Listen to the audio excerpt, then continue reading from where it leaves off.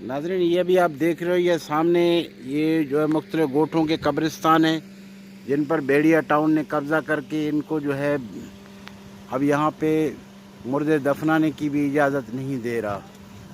तो ये अब आप देख लें।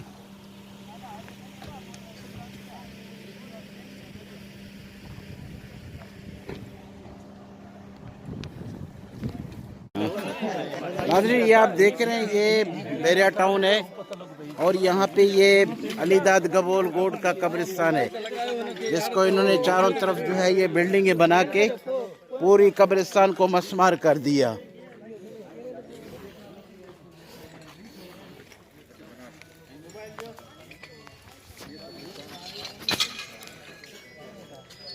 और ये आप देख लें, ये चारों तरफ जो है ये बंगले बने हुए हैं।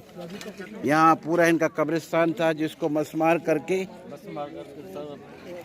और इनके ऊपर जो है इन्होंने बंगले तामीर कर दिए। अब ये देख ले, ये यहाँ पे ये देखिए, अभी ये झाड़ियों के अंदर ये इनकी कब्रें हैं, अभी भी उनके आसार यहाँ पे मौजूद हैं। बिस्मिल्लाहिर्रहमानिर्रहीम। आप मैं पहले तो मीडिया का बहुत बहुत शुक्रिया अदा करता हूँ। आपके सामने बेड़िया टाउन पे कल के वाक़े, इससे पहले काफ़ी वाक़े हो गए, तो आप देख रहे हो कि यहाँ पे कब्रिस्तान, उसके बीच में फ्लैट है। कब्रिस्तान को भी इन्होंने नहीं छोड़ा। तो मैं समझता हूँ ये तो गैर मुस्लिम भी ऐसे नहीं कर सकते जिन्होंने ये इन्होंने किया है। और जुल्म यहाँ पर हो रहा है, बहुत जुल्म, ख़ास तौर पर गबोल बिरादरी जिसमें सिंधी हैं, जोखियो है, बलोच हैं, तमाम लोगों के ऊपर ये काफ़ी यहाँ पर जुल्म कर रहे हैं। आपके सामने आप देख सकते हो कि कब्रिस्तान है, वो भी इन्होंने नहीं छोड़ा।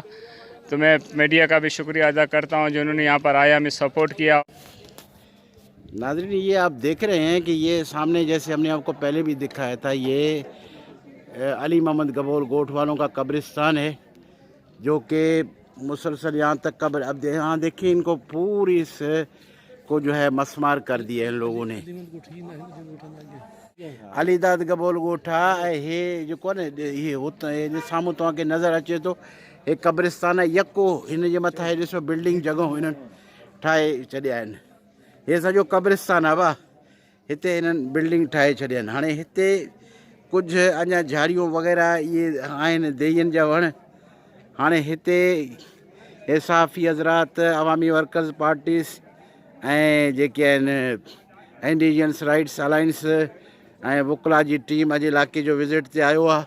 सो इहे क़बरनि जा अञा ताईं हिते विच में निशान लॻल आहिनि, सो उहे ॾिसी रहिया आहिनि। नाज़रीन, ये आप देख सकते हो अलीदाद गबोल गोट और दरिया खान गबोल गोट, ये इनका कब्रिस्तान है और ये इन्होंने इस पूरे इलाके को मस्मार करके यहाँ ये जो करीबी जगह है ये पूरी कब्रिस्तान का है। और ये सामने आप देखें, यहाँ पे आगे जो कब्रें भी हमें आपको दिखाएंगे। बिस्मिल्लाहिर्रहमानिर्रहीम। नाज़रीन, अवांखे ईअं ॿुधाईंदो हलां त हींअर असीं ॻोठ अलीदाद जे कब्रिस्तान में मौजूदु आहियूं, जेके हिते 100 सालनि खां कब्रिस्तानूं मौजूदु आहिनि। बल्कि हिन ॻोठ खां अॻु में बि क़बरूं मौजूदु आहिनि जेको अवां हिते बिल्कुलु ॾिसी बि सघंदा। ऐं मीडिया जे ज़रिए मूंखे इहो ॿुधायूं त साम्हूं जेको विज़िट कयो भाउरनि, इहे बि कब्रिस्तान हुआ जेके बेरिया बिल्कुलु इन्हनि खे टच करे कुझु कब्रिस्तानूं मस्मार करे हिते प्लाट बनाया।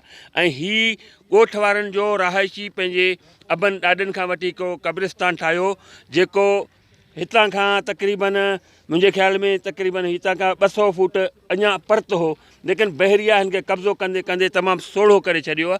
ऐं हिते मक़ामी बाशिंदा इहे ॿुधाईंदा हलनि था, असांखे ॿुधाए रहिया आहिनि त उन टाइम इन पूरो कब्ज़ो करण जो इनखे इरादो हो, लेकिन असां कुझु हिमत करे इहो टुकुर बचायो। उन्हनि बि इहो बहरिया इहो धमकी ॾिनी, इहो मुंहिंजो रहम कर्म बहरिया चयो, तव्हांजो न आहे। यानी इन खां साफ़ ज़ाहिर थियो त हीअ असांजे मथां हिकु जाबिर मुसलत थी वियो हिन ॻोठ वारनि जे मथां ऐं असांजे इलाइक़े वारनि जे मथां, सिंध जे वासियुनि मथां, पाकिस्तान जे शहरियुनि जे मथां। ऐं असां हिते अकेलियत में शुमार थींदा वञूं था। हीअ कब्रिस्तान पुराणा आहिनि ऐं हिकिड़ो ॻोठ त ॿुधायो, हाणे हीअ 100 सालनि खां मौजूदु कब्रिस्तान हीअ चंद सालनि में भरिजी वञे त ॿिया ॻोठाणा कब्रिस्तान लाइ केॾा वेंदा? जो हिन साफ़ ज़ाहिर आहे हिन कब्रिस्तान के जी इलाइक़े खे, हिन ज़मीन खे कब्ज़ो कयो वियो आहे। इन खां बहितर वधीक अवांखे इहो ॿुधायूं त अॻियां ॻोठ ॾांहुं इंशाअल्लाह हलाईंदासीं। बाक़ी जेको असांजो जदोजहद हूंदो, जेको हूंदो हालत हाज़िर जे मुताबिक़ इंशाअल्लाह भाउरनि सां गॾु आहियूं, ॿुधाईंदा रहंदासीं। सारे घोड़े गाला केर पोचे जैसे बेरिया टाउन ना वो तो बेचल लाभ जेबे तरक्की है ये जो देवा बे वक्त कम है ओ भलो की छा किना ना समात कर दे हां बाहर रास्ता काटे रास्ता कशे है टाइम पे चले चले गांव पे चलते चलो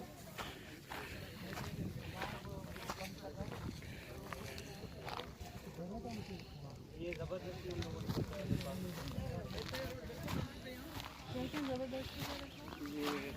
पहले तो बैरिया टाउन वगैरह यहाँ कुछ नहीं था। ये जो बैरिया टाउन लिखा हुआ है नंबर 3 बैरिया टाउन नजर आ रहा है जबरदस्ती लिखा है कि भाई ये लिखो इसमें बैरिया टाउन के अंदर कितनी शरारत है। आओ सब पे लिखा हुआ है ये बैरिया टाउन लिखा हुआ है साइंटिस्टों के लिए खतरनाक है कौन सा वीडियो में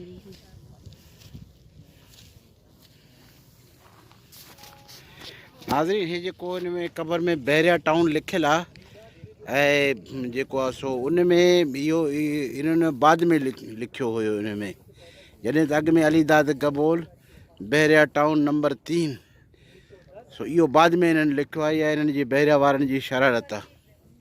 मैं चाहता हूं कि हमारे कराची के अंदर जो स्कूल हैं देहात के अंदर हैं लेकिन पूरे पाकिस्तान के अंदर हैं तो वहां हम जब स्कूल के साथ कोई चार दीवाली या अपना कोई मकान बनाते हैं तो गवर्नमेंट हमें नहीं छोड़ रहा। वो कह रहा है कि ये कानून के लॉ में नहीं है।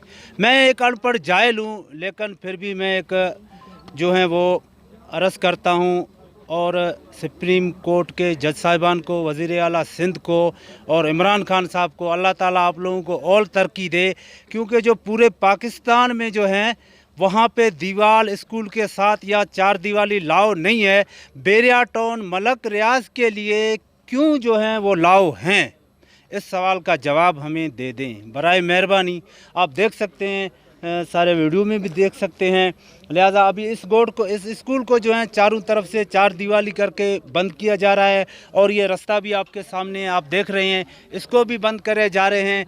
लिहाजा खुदारा ये अपील सुने, कुछ न कुछ करें। अभी आप देखें स्कूल से ही आप देख लें कि फ़लस्तीन या बर्मा या हमारे में पाकिस्तान में ये मलक रियाज जो कर रहा है तो अभी क्या फ़र्क रहा है। खुदारा अल्लाह की खौफ करें, अल्लाह के पास जाना है, कब्रों में आपको जाना है, अल्लाह आपसे हिसाब किताब लेंगे। खुदारा ये जुल्म को रोका जाए और हक की फ़ैसला किया जाए ताकि आप लोगों को भी एक न एक दिन इस दुनिया से चले जाना है ताकि अल्लाह ताला आप लोग कोई न कोई आपकी कोई बख्शीश हो। मेहरबानी।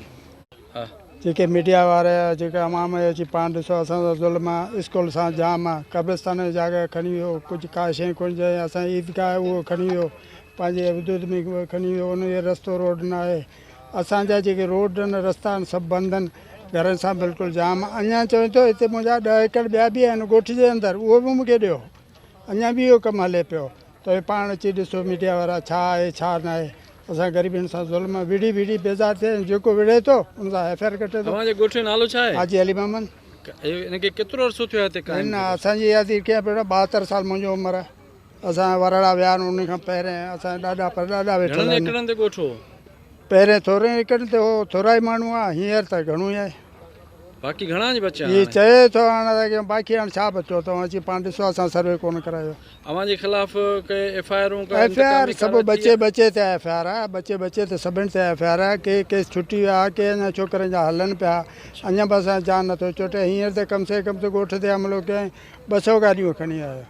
असां हाणे ॻोठ में एतिरा माण्हू न आहिनि जा हम चोरस फ्री आहे, जीअं फ़ौजी फ्री अचनि फ्री आया आहिनि। हाणे असां ते एतिरो माण्हू न आहिनि जो हुन ते मोह ॾियूं। ज़ुल्म असां सां तव्हां पाण अची ॾिसो। हुनजो ख़्यालु आहे त तंग कंदो ऐं भॼी वेंदा। ॿियो छा आहे, पाणी असां बंदि कया, बोर आहे उहो सुकी विया हेठि। न असीं किथे भॼी वेंदा, मरणो आहे हिते, जीअणो आहे हिते। असां हिन मिटीअ जा आहियूं, 100 साल थियो हिते वेठा आहियूं, काॾे वेंदासीं?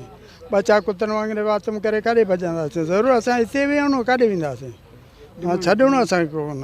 हाणे सरकार खां कहिड़ो मुतालबो आहे, छा करणु खपे? असांजी हिफ़ाज़त करे, हिन कुते खे ॿाहिरि भॼाए, असां हिफ़ाज़त करे असां ग़रीब काॾे वेंदासीं, असां जो ज़ुल्म आहे भैया।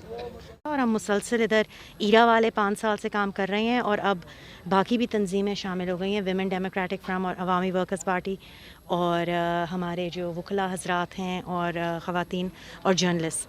हम लोग इसलिए आए हैं क्योंकि ये ना सिर्फ कदीमी कब्रिस्तान है, इधर मकामी लोग 70-100 साल से काश्त करते चले आ रहे हैं और वो काश्त जो है सब्ज़ी की, इधर तारीख़ी पेड़ मौजूद हैं, सीताफल के, चीकू के, खजूर के। वो ना सिर्फ इधर के जो मकामी लोग हैं उनका रोज़गार बनते हैं, वो कराची तक पहुंचते हैं और ये सारे पेड़ और ये सारी हरियाली जो है वो कराची के लिए एक बहुत माहौलियात के हवाले से एक बहुत अहम चीज़ है जो हम खो बैठ रहे हैं। और हम ना सिर्फ वो खो बैठ रहे हैं, हम अपनी तारीख़ भी, क्योंकि ये कब्रिस्तान, ये तो 100 साल पुराने वाले कब्रिस्तान हम अलीदाद में देख के आए हैं, लेकिन इसके अलावा तकरीबन 5वीं सदी के भी कुछ ऐसे मकामात हैं जिनको हमें तहफ़्फ़ुज़ करना चाहिए बनिस्बत इसके कि बिल्डर आए और उसको अपने बुलडोज़र से लेवल करते और हम अपनी तारीख़, अपनी शनाख्त, अपना रोज़गार, अपनी हरियाली सब खो बैठे। शुक्रिया बहुत, थैंक यू। फ्रंट जे तरफ़ां आयासीं विज़िट करण ऐं असां सॼो ॾींहुं टीवियुनि ते ऐं माण्हुनि जे वाता इन्हनि लीडर्स जे वाता इहो ॿुधंदा आहियूं त असां सभु मुस्लमान आहियूं, असां सभु हिकिड़ी क़ौम आहियूं, असां सभिनी खे गॾिजी रहणो आहे, हीअ असांजी धरती आहे। पर जॾहिं तव्हां हक़ीक़त में ॿाहिरि निकिरो था त तव्हांखे अहिड़ो कुझु बि नज़र नथो अचे। उहा जेका हक़ीक़त आहे उन्हनि जी ॻाल्हियुनि खां सफ़ा मुख़्तलिफ़ आहे। त हाणे इहो वक़्तु अची वियो आहे त असां इहो तय कयूं त असांखे कंहिंजी ॻाल्हि ते यकीन करणु, उहो जेको असां सॼो ॾींहुं टीवियुनि ते ॿुधूं था या उहो जेको ज़मीनी हक़ीक़तुनि सां असां रोज़ जे बुनियादनि ते थिए थो, जिते तव्हां वटि मज़हब, जिते तव्हां वटि क़ौम, जिते तव्हां वटि पंहिंजी ज़मीन सां मुहबत, हर शइ ॾाढी कूड़ी ऐं बेमाना थी करे बीहे थी, उते असांखे पंहिंजे लाइ पंहिंजी स्ट्रगल जा ज़रिया पाण ॻोल्हणा पवंदा ऐं पंहिंजो पाण खे गॾिजी बिना कंहिं मज़हब, बिना कंहिं नस्ली, बिना कंहिं जिनसी फ़र्क़ जे गॾु थी पंहिंजी धरती जी हिफ़ाज़त करणी पवंदी। टाउन 6-7 सालनि खां जेको हिते कोशिशि करे ही रहियो आहे त हिननि ॻोठ वारा ख़ाली असांजो अलीदाद ॻोठ न, इन में केतिरा ई 19 ॻोठ तक़रीबन अचनि था। सभिनि जो मतिलबु हिन जो कोशिशि इहो आहे इन सभिनि ॻोठनि खे तव्हां लॾाए दरबदर करे। पहिरें असांजा बिजली जा केबल ईंदा हुआ, उहो 4-5 साल पहिरियां ख़तमु कयईं, पोइ पाणी जो लाइन ईंदो उहो ख़तमु कयईं, उन खां बाद में असांजा रोड रस्ता ख़तमु कयईं, असांजा इबादतगाह आहिनि जेके मस्जिदूं मदरसा उहो ख़तमु कयईं। असांजे मतिलबु जीअण जो हक़ असांखे हिते बहरिया जे तरफ़ां, सिंध गवर्नमेंट जे तरफ़ां सभु छिनियो वियो आहे, पर पोइ बि असीं पंहिंजे हिमत सां पंहिंजे बलोची फ़र्ज़ु निभाए हिते निभायूं था अञा सुधी।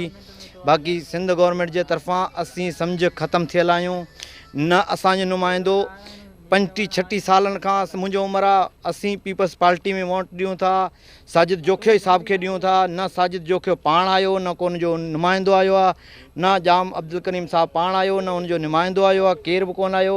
असांजा सरदारनि से बि असांजो सार नथा हलनि ॾुखे वक़्त में, माण्हू ॻाल्हि करे सीधो असीं कंहिंखां डिॼूं कोन था, असीं पंहिंजे रब खां डिॼूं था, केर बि असांजो सार नथो लहे, चाहे पाकिस्तान गवर्नमेंट हुजे, चाहे सिंध गवर्नमेंट हुजे, चाहे असांजा मक़ामी सरदार हुजनि, चाहे MP MNA हुजनि। असांजा ही घरनि तव्हां ॾिसी सघो था, सॼो ॻोठ ही असांजा घरनि, ही ॿार बच्चा असां अहिड़ा करे छॾियऊं की जीअण जो हक़ असांखे कोन्हे, ख़ुदिकुशी जो मक़ाम आहे, पर पंहिंजे हिमत सां जीऊं था। अञा सोशल मीडिया जा दोस्त अचनि था, उन्हनि जो वॾो महिरबानी आहे, पंहिंजो किरदारु अदा करनि था। वॾा जेके तव्हांखे मां ॾेखारे ARY वारो इकरार हुसन खे मूं मैसेज कयो आहे, उनजो नंबर मूं वटि आहे, उनखे WhatsApp मूं कयो आहे, अहिड़ा इलाही मीडिया वारनि खे मूं कयो आहे, केर बि कोन आयो। जेके असांजा सिंधी मीडिया आहे उहो अचे थो, असां सां मदद करे थो, ॿियो सभु मीडिया उर्दू स्पीकिंग जेको आहे सभु रिश्वत जे पोयां खुआर आहे। महिरबानी।